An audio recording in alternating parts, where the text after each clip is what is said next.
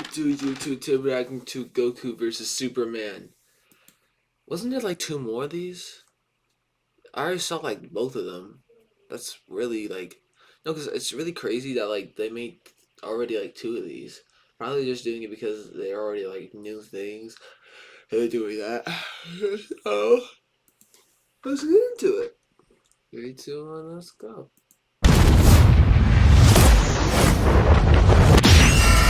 Fight! Son Goku, Superman. It's time to answer the ultimate question, and we're taking it all into play. We're examining Superman's extensive mainline comic book canon. Given Dragon Ball Super's contentious continuities, we'll include all three, just to be thorough, plus Dragon Ball Heroes. He's Wiz and I'm Boomstick. And it's our job to analyze their weapons, armor, and skills to find out who— Oh, they're taking Dragon Ball Heroes. Ooh. There's a lot of thing in Dragon Ball Heroes. That's like... There's a lot of thing in Dragon Ball Heroes. Like, a lot. who would win a death battle. Far away, in an enchanted land, an old master found a boy and marveled at his uncommon strength.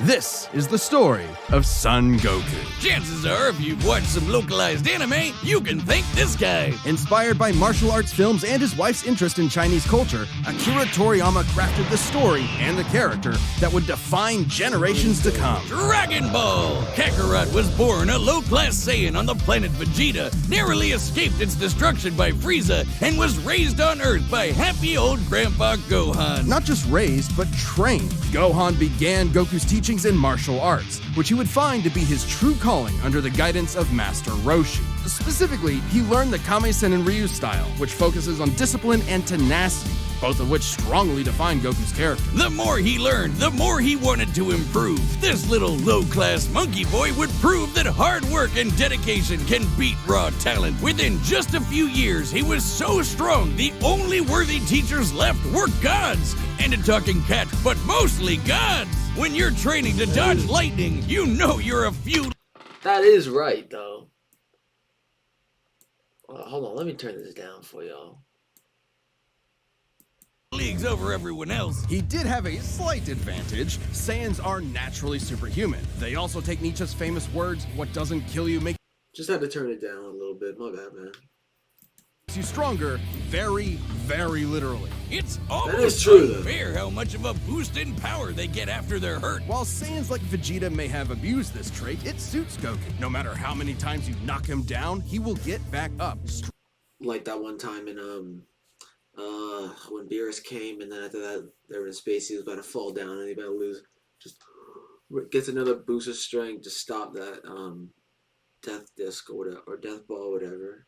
Stronger than before. It helps that he knows so many cool combat moves, like the Kamehameha. An incredibly powerful technique that focuses one's ki into a single point for a devastating beam. So challenging, it took Roshi decades to master, but Goku got it in like 5 seconds. It's incredibly versatile, with over 50 different variations. For example, Goku can curve the beam after firing, or even shoot it from his feet. But unlike most Saiyans, he doesn't just use ki to blow shit up. Moves like the Solar Flare, Energy Landbind, and God Bind require a lot more strategy and planning. Because while Goku isn't exactly book smart, he is a genius when it comes to martial arts. He doesn't Yeah, no, he acts like an idiot, but he's like his battle IQ is crazy.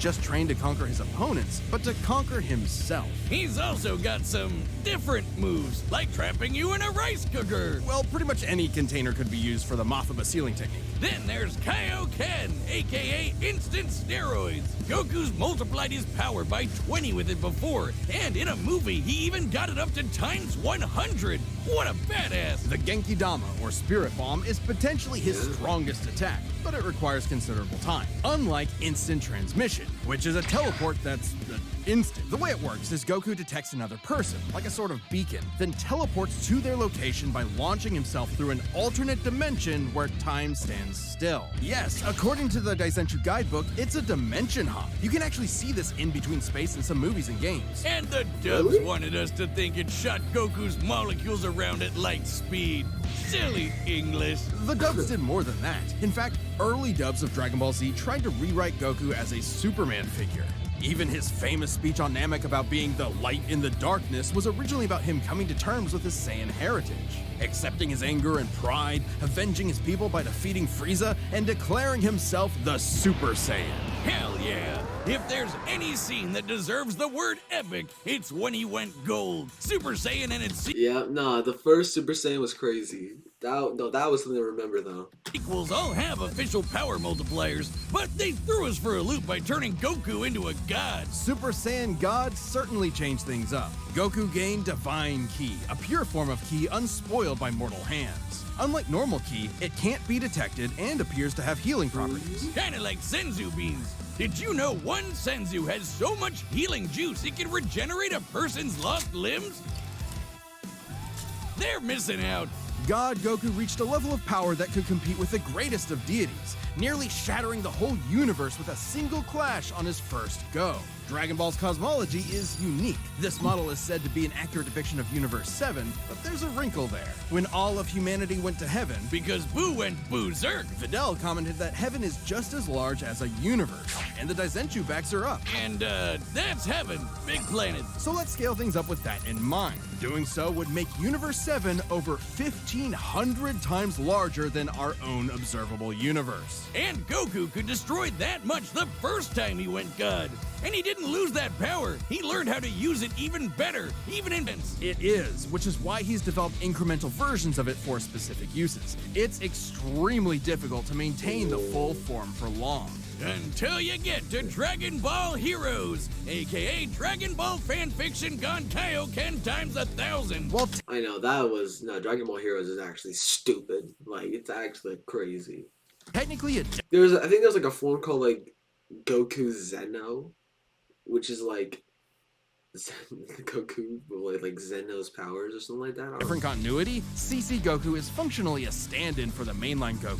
His history and powers are the same, making his story just as much of a what-if scenario as the multiple super continuities. The only real difference is Toriyama's not really involved. This Goku used instant transmission to teleport through time and dimensions. He outsped a god who could see the future. He defeated Dark King Fu, who was gonna rewrite the entire universe. Hell, this series even makes GT cool. Xeno Goku can break space-time just by going Super Saiyan 4. Looking back at that goofy monkey boy chopping wood and punching dinosaurs, it's almost overwhelming to think about how far Goku has come, how much he's had to face. But no matter the challenge, he takes it head-on and pushes through. Showing everyone, everywhere, how to go even further beyond.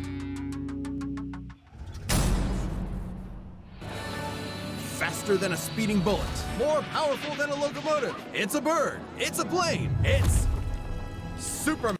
Wait, I'm just gonna say this. I might go with Goku, but like in both of the Goku versus Supermans, Superman has always won. But if we're gonna use Xeno Goku, Goku might have a chance. Man. Geez, just a locomotive? People in the 40s needed bigger imaginations. Born on the far-off world of Krypton, the infant Kal-El was sent to Earth by his parents, narrowly escaping Krypton's destruction. Raised by farmers as Clark Kent, he eventually became Superman, champion of the oppressed, the man of tomorrow. If you've only seen the movies, forget him. Comic book Clark's not the perfect Boy Scout, and he's definitely not Jesus. Wait, weren't the guys who made him Jewish? Jerry Siegel and Joe Shuster were sons of Jewish immigrants and grew up in a time when anti-Semitism went largely unchallenged. And then that ugly mustache showed up. Understandably seeking escape from some truly terrifying horrors, the pair created Superman to be a simple solution to overwhelming problems. A hero who could defeat any evil by just punching it. Hell yeah, that's how I live my life. After almost 9 decades, Superman has been many things. At the core, his story is one of a refugee, a child who lost his home, left to the mercy of alien people. This new world accepted him, raised him, gave him a new home, because helping others in need is the right thing to do. That's why he became a superhero, the first superhero. Everything's gotta start somewhere, but he was the first one to really take off.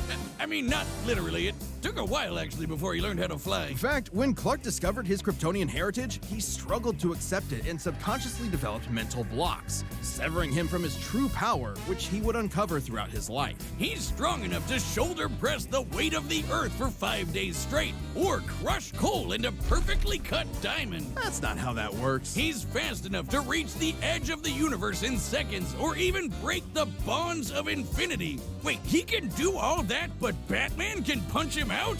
Really? You're probably thinking of Elseworld stories outside main canon like Dark Knight Returns. It's a good question though. Superman's powers have fluctuated over time for a variety of reasons. However, for Death Battle, we take the characters at their best. Yeah, like how his breath is so powerful he can sneeze away a solar system, or blow air cold enough to freeze ghosts. Speaking of, his X-ray vision doesn't just see through walls, he can see through your own body and mind to examine your soul. And yet, he can't see through lead. That's okay though, he can just burn through it with his face. Since he gets his power from the yellow sun, his heat vision burns with the fire of a star. And if beams aren't enough, he can blast it out of his whole body for a super flare. It used to totally drain him, but he's learned how to control it. Simply put, Superman's powers defy physics. My favorite examples of this are when he rebuilt the reality warping miracle machine from memory, or punched Brainiac so hard every version of him felt it through all of time, or when he gained 10 years worth of medical training through only 5 minutes of reading and then successfully performed lung surgery. Nice. My favorite example is when he smelled brownies in North Dakota from orbit. Even beyond his powers, Superman is no novice when it comes to the intricacies of battle. He's trained in Kryptonian martial arts, which uses Chi, or as they call it, Shriyar. He even got summoned to Asgard to fight demons with Thor for 1,000 years. Superman can resist being erased from existence, such as tanking Darkseid's Omega Beams. Even Retcon and the Time Trapper, both of which hijack and alter timelines, can't touch him. Not because of his powerful mental defenses or healing factor, but because he's a cosmic linchpin in the greater metaverse. Timelines literally revolve around him. But let's address the S-shaped elephant in the room. You may have noticed we've covered a variety of Superman eras. Yeah. Superman, and DC Comics as a whole, have gone through multiple retcons. Golden Age, Silver Age, Pre-Crisis, Post-Crisis, New 52, Rebirth, and so on. It would help to know which one is the main Superman, right?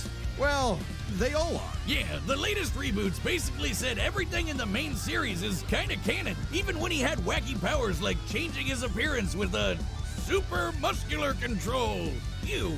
I guess he can still phase through almost anything, even people. Look, if you really dig into it, this isn't new. Plenty of characters have recalled events from supposedly retcon timelines before.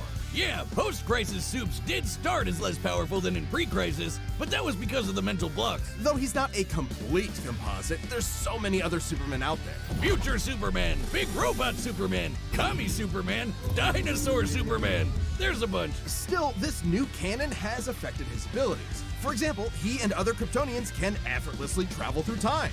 And while Superman's powers stem from the Earth's yellow sun, exposure to a blue star increases them even further. In fact, upon visiting a white star, he attained a whole new level of power. When that old baldy Lex teleported him to another galaxy, Superman just popped back up, saying space-time has lost its meaning for him. He really just said that. Remember, Superman defies physics. Like when he used heat vision to restart the universe by making an all-new Big Bang. We've seen that his universe has a radius of at least 100 trillion light years, Okay, yo, fuck Zeno Goku. We're gonna pick Krillin. but we can calculate a more exact figure. The DC universe is 15 billion years old and expands at 60 trillion light years per half second. This means its radius must be over 50 nonillion light years across. What?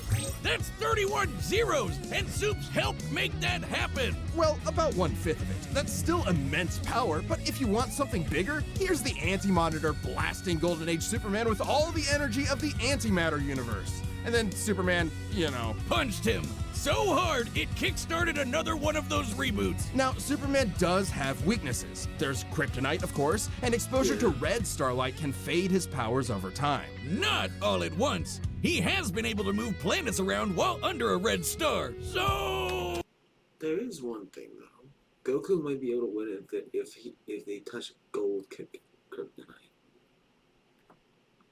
And everyone knows Superman can't deal with magic, but it's more accurate to say he doesn't have any special resistances to it. He's defeated plenty of magic users before, even Shazam. Superman challenges the idea that absolute power corrupts absolutely. He's the goodest good guy of them all, but there is nuance to being good, even if he is the ultimate power fantasy, unstoppable and incorruptible. Such as when he took on the World Forger, one of the most powerful reality shapers in all of creation. Who was in the sixth dimension? But Goku just wants like a fair fight, so like they wouldn't like.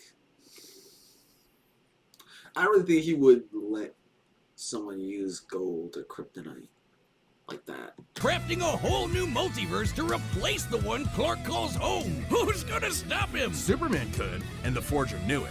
So he was trapped on a world with a sun so distant he could never escape. Or so the Forger thought. Instead, Clark found the strength he needed to fly at that sun, dip through a ton of stars, KO the World Forger, and shatter his new multiverse with a single punch. Because that's Superman, a simple solution to overwhelming problems. He's the kind of person to save a cat from a tree, answer Christmas cards from strangers, and tow hundreds of planets to a new galaxy all in the same day.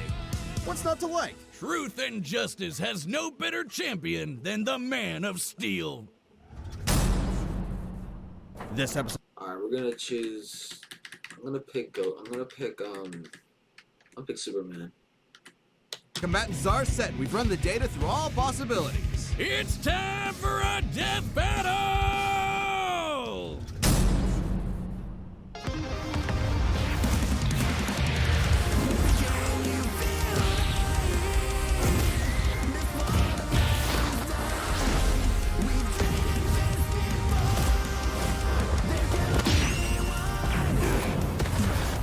Today's the day.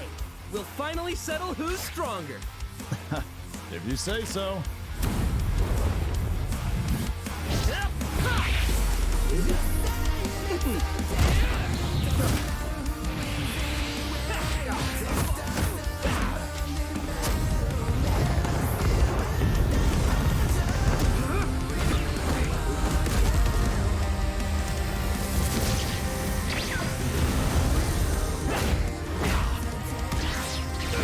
You're holding back. Give it your all. No regrets. I'm doing just fine.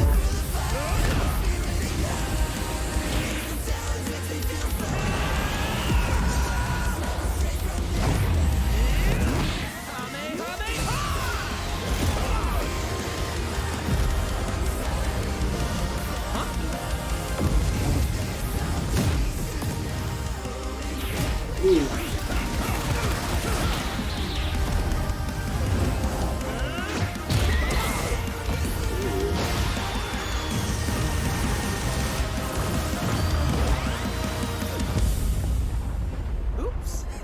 Well, I guess we can wish it back later. World made of cardboard. All right, I'll show you just how powerful I really am. This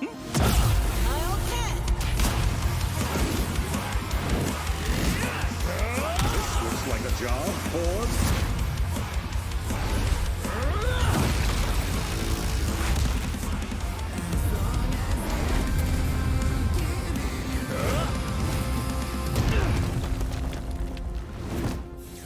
Well, what do you think? That was awesome. Nice suit. Oh, thanks. Kryptonian fabric. My mom made it for me.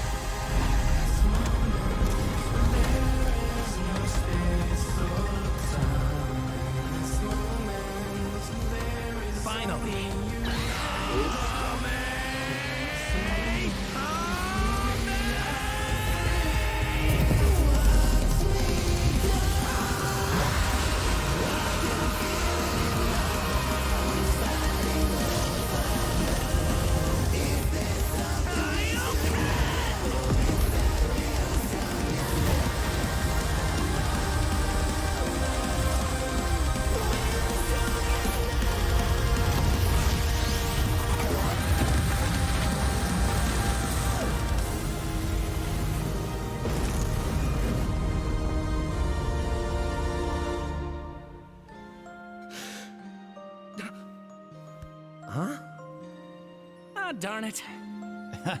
Almost had me there. That was actually pretty fun.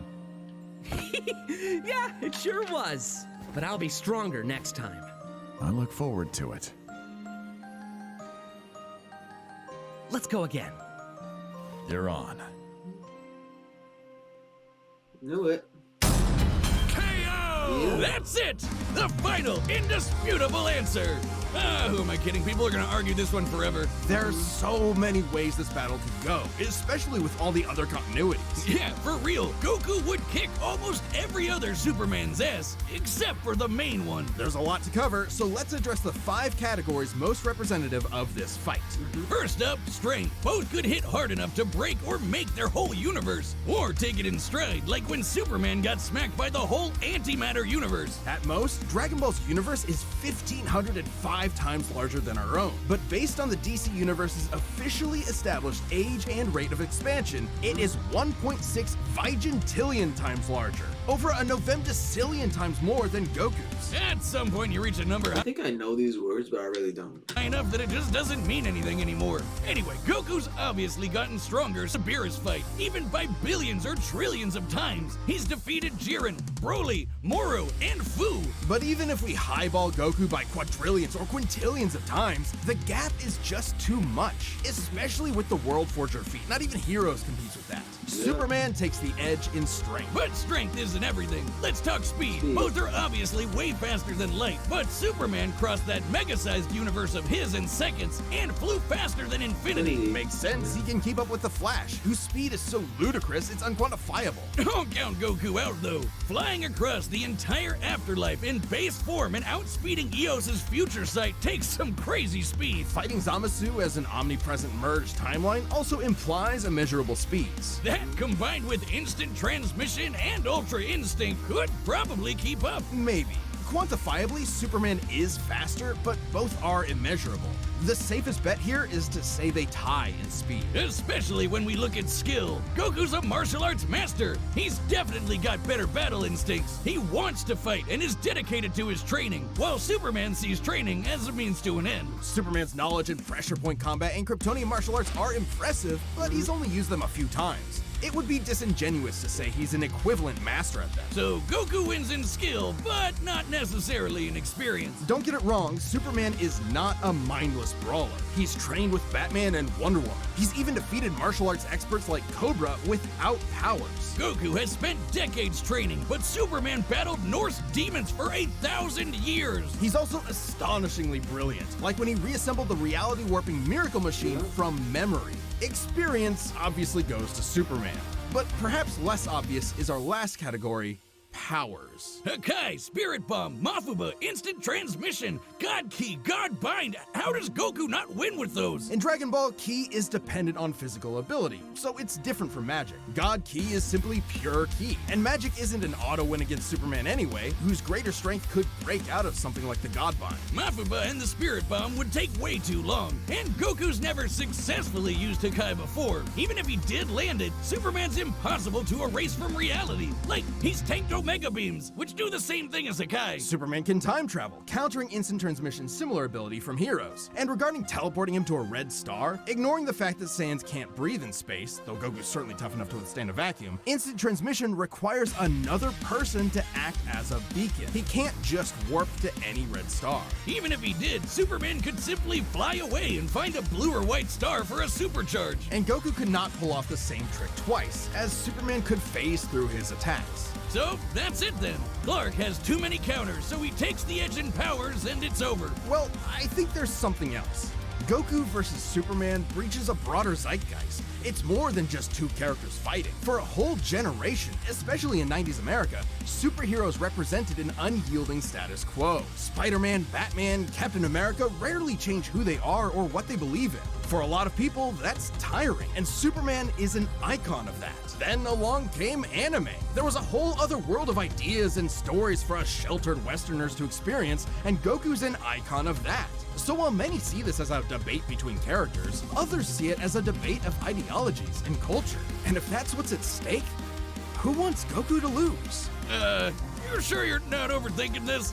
It's not our intent, but it does call into question what we're doing. How can people agree with what we take as fact when fiction relies on interpretation? Are we stripping characters of their importance by simplifying them to contestants in a vacuum of violence? And if so, then what's the point? Because it's fun, Wiz. Damn it, man. There's more than one way to appreciate something. We're having a great time talking about awesome characters and slamming action figures together. And that's okay. Yeah, you're right. I'm just saying, no matter who you prefer, that battle was super, man. That's the worst pun. What? It fits them both. It's so lame. I don't see you doing any better. I do the math, the pun's your job. Well, maybe if you math as good as I punned, then Goku would have won. What is wrong with you? Hi, I'm Ben, the voice of Wiz. Thank you so much for watching. We are about to announce the next episode, but before we do that, if you're not a Death Battle member yet, click that join button below. See what you're missing.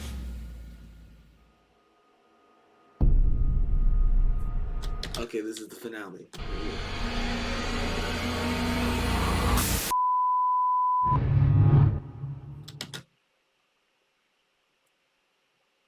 Galactus versus Unicron? Oh my gosh.